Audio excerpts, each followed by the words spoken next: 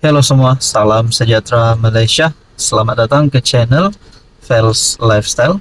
Terima kasih kerana terus setia dan bersama di dalam channel ini.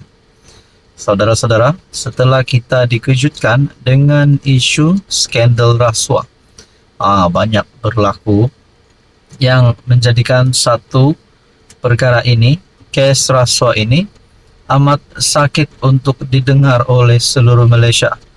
Nah, baru-baru ini kita dikejutkan berkaitan dengan skandal rasuah di Sabah. Sudah pasti Anwar Ibrahim sebagai Perdana Menteri dan rakyat Malaysia khususnya mahu mana-mana jerum, mana-mana tukang sakau, pemimpin-pemimpin yang terlibat dengan rasuah ataupun mana-mana pihak yang terlibat dengan rasuah untuk ditangkap ataupun dikenakan tindakan undang-undang. Setelah kita dikejutkan dengan skandal rasuah di Sabah, kita terima satu lagi berita yang amat panas. Skandal visa perubatan, 10 pegawai imigresen dipanggil EAIC. Maklumat daripada sumber, Malaysia kini bertarikh 23 November. Seramai 10 pegawai Jabatan Imigresen Malaysia dipanggil untuk memberi keterangan berhubung siasatan skandal visa perubatan untuk membawa masuk warga asing. Menurut satu sumber JIM, Suruhanjaya Integriti Agensi Penguatkuasaan EAIC telah memanggil mereka, termasuk seorang penolong pengarah imigresen, kanan dari bahagian keselamatan dan pasport. EAIC telah panggil mereka minggu ini. Semua hadir dan telah memberi keterangan. EAIC juga serbu pejabat penolong pengarah imigresen kanan itu. Siasatan masih dijalankan. Malaysia kini telah menghubungi JIM serta EAIC dan masih menunggu maklum balas. Nah, berkaitan dengan isu ini, antara pertanyaan dan persoalan paling utama oleh rakyat Malaysia adalah, kalau ada serbuan, adakah ditemukan bertimbun wang duit rasuah yang diseleweng ataupun duit rasuah yang disimpan? Mungkin mana-mana premis, termasuk kediaman kah, pejabat kah, di ofis kah. Nah, saudara-saudara, kalau benarlah perkara ini melibatkan mana-mana pemimpin ataupun mana-mana penjawat awam pihak berkuasa, perlulah dikenakan tindakan undang-undang. Selain pegawai JIM, siasatan turut melibatkan beberapa pegawai Kementerian Pelancongan Seni dan Budaya. Jadi perkara ini juga melibatkan pegawai Kementerian Pelancongan Seni dan Budaya. Saudara-saudara, berkaitan dengan isu ini, apa komen Anda? Hai, hello, salam sejahtera Malaysia. Saudara-saudara, tuan-tuan dan puan yang saya amat hormati. Dengarkan berita dan dengarkan video ini baik-baik. Ini adalah satu berita berkaitan dengan penggunaan dana kerajaan oleh Perdana Menteri Anwar Ibrahim. Mungkin ada persoalan dan timbul pertanyaan di kalangan rakyat Malaysia. Bagaimana perjalanan keuangan, penggunaan dana semasa Anwar Ibrahim membuat lawatan rasmi ke luar negara? Sudah pasti itu adalah pekerjaan Perdana Menteri untuk mendapatkan ataupun untuk menarik pelabur-pelabur masuk ke Malaysia. Namun rupanya ada saja cara daripada kepimpinan yang memusuhi Anwar untuk menjatuhkan Anwar. Sampai bekas Perdana Menteri Muhyiddin Yassin berkata, SPRM wajar siasat tajaan lawatan PM. Adakah di sini SPRM digesa oleh Muhyiddin agar menyiasat Anwar Ibrahim? Adakah Anwar Ibrahim menyeleweng dana kerajaan? Adakah Anwar Ibrahim dan kroni serta keluarga sedang melakukan salah guna kuasa, sedang seleweng dana kerajaan? Nah, saudara-saudara, berkaitan dengan ini, Apa relevan Muhyiddin untuk membuat kenyataan begini? Itu pertanyaan saya. Kita teruskan di dalam artikel daripada Sinar Harian berkata, SPRM digesa menyiasat penajaan perjalanan dan kos lawatan Perdana Menteri Datuk Seri Anwar Ibrahim ke 5 buah negara baru-baru ini. Bekas Perdana Menteri Tan Sri Muhyiddin berkata, pengakuan Perdana Menteri itu menimbulkan kesangsian rakyat tentang kelemahan tata kelola kerajaan.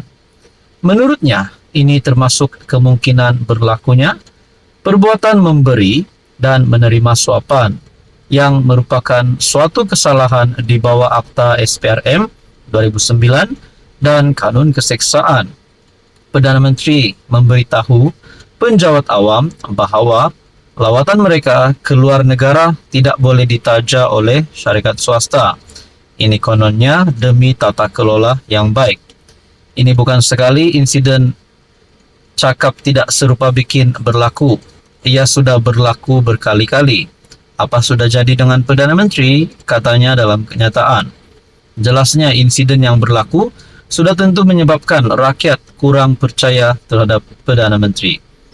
Dan berkaitan dengan isu ini, Menteri Komunikasi Fahmi Fadzil telah membuat satu kenyataan melalui perkongsian Malaysia Kini RM1.66 juta untuk lawatan PM ke luar negara. Jimat RM900K. Ini barulah yang nak didengar oleh rakyat Malaysia dan perlu difahami oleh rakyat Malaysia. Rupanya lawatan Anwar ke luar negara jimat sehingga RM900.000. Wow. Menurut kenyataan daripada Menteri Komunikasi, kerajaan hanya membayar RM1.66 juta atau 27% kos lawatan rasmi Perdana Menteri Anwar Ibrahim ke 5 buah negara berbanding kos sebenar RM6.162 juta. Selebihnya RM4.5 juta atau 73%, kata jurucakap kerajaan Fahmi Fadzil, ditanggung oleh syarikat yang terlibat. Kalau dah Fahmi Fadzil kata begini, apa pula komen daripada kepimpinan pembangkang, terutamanya Muhyiddin Yassin? Saudara-saudara, apa komen Anda? Halo semua, salam sejahtera Malaysia. Saudara-saudara yang saya amat hormati, tuan-tuan dan puan. Nah, rupanya ada saja cara musuh politik Anwar Ibrahim untuk menjatuhkan Anwar. Antaranya dengan menyerang Anwar di media sosial. Bila ada saja isu sedikit tentang Anwar Ibrahim, disitulah berduyun-duyun musuh politik Anwar Ibrahim nak jatuhkan Anwar, nak serang Anwar. Baru-baru ini Muhyiddin Yassin menggesa ataupun Muhyiddin Yassin dalam satu kenyataan, SPRM wajar siasat tajaan lawatan PM. Nah, berkaitan dengan Anwar Ibrahim yang mempunyai usaha untuk tidak mengambil gaji supaya meringankan beban sedikit sebanyak beban kerajaan. Tapi bila Anwar lakukan ini, ada saja pula bunyi-bunyi yang sumbang untuk menjatuhkan Anwar, untuk menyerang Anwar Ibrahim. Tapi ini kenyataan Anwar yang pasti mengejutkan seluruh ahli parlimen, termasuk terutamanya ahli parlimen daripada kepimpinan pembangkang Perikatan Nasional. Disindir tak ambil gaji PM, saya dan Azizah ada allowance MP, kata Anwar. Perdana Menteri Anwar Ibrahim membidas pihak yang menyindir keputusannya untuk tidak mengambil gaji sebagai Perdana Menteri. Menjawab kritikan yang tindakan itu adalah wayang politik, Anwar berkata dia masih menerima allowance sebagai ahli parlimen Tambun. Bila saya kata saya tak ambil gaji, kena sindir. Tapi allowance MP saya ambil. Azizah, ahli parlimen Bandar Tun Razak, Wan Azizah Wan Ismail pun ada allowance. Jadi bila campur kedua-dua allowance, okeylah, saya tak miskin.